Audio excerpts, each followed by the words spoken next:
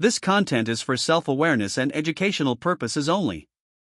Please use your own discretion and seek professional guidance when, if needed. Okay, let's talk about gratitude journals. They are everywhere, right? You see them on social media, in bookstores. They all promise this simple, elegant path to a happier life. But is there any real science behind it? Or is it all just, wellness hype? That really is the million-dollar question, isn't it? And it's totally fair to be a little skeptical. I mean, does jotting down a few nice things that happen to you each day really have the power to change how you feel? To actually shift your mood? Well, you've come to the right place. Because today, we're pushing past the anecdotes and the pretty Instagram posts, and we're going to dig into what the science actually says. We're looking at hard data from major scientific reviews to get to the truth. So let's get into it. All right, first things first. To really get what the science is telling us, we have to be speaking the same language. And you'll find that researchers don't just study keeping a diary. Nope, they have a much more specific, much more clinical term for what they're actually testing. They call it a gratitude intervention. And this isn't just some fancy phrase. It means something very specific. We're talking about a structured, regular activity that is intentionally designed to help you cultivate a sense of gratitude. And these interventions, they usually fall into one of two big buckets. On one side, you have the gratitude list, which is, your classic journal. On the other side, you have behavioral expression, things like actually writing a thank you letter and delivering it to someone. Now, both of these are super interesting, but the huge majority of the research has focused on the journal, so that's where we're going to keep our focus today. So, now we know exactly what scientists are looking at. The big question is, what did they find? Let's get to the verdict by looking at what the numbers from these big, large-scale meta-analyses tell us. And remember, those are studies that analyze a whole bunch of other studies, giving us a really powerful overview.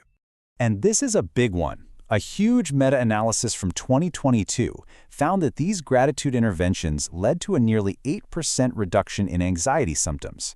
Now, that's not a magic cure, of course, but it is a real, measurable impact. That's something that can genuinely make a difference in how you feel day to day. And we see a very similar story when it comes to depression, with almost a 7% drop in symptoms. This is such a powerful piece of data because it shows this isn't just about thinking positive in a vague way. This is a specific practice that seems to have a real, quantifiable effect on mental well-being. Okay, let's zoom out and look at the scoreboard for a second. When you pull together all the results from these different reviews, a really clear pattern starts to show up. We see strong, consistent evidence for significant improvements in stress, depression, and anxiety. Check, check, check. But look at those bottom two rows. When it comes to broader ideas like your general well-being or your overall life satisfaction, the results are way more inconsistent. The evidence just isn't as solid there. And that brings us to a really critical part of this whole story. It seems like the benefits aren't automatic. You can't just buy a nice notebook and expect your life to change. The research is pretty clear that how you do it, that makes all the difference. I want you to just pause on this quote for a second. It's from a 2021 review, and it is so telling. It says that in studies where people only wrote in their journals 4 times or less, they found no significant changes in any outcome. 0. That points to this really powerful dose-effect relationship. A little bit doesn't do much. The best way to think about it is like exercise for your brain, right? You wouldn't go to the gym one time and then expect to be in great shape. It just doesn't work that way.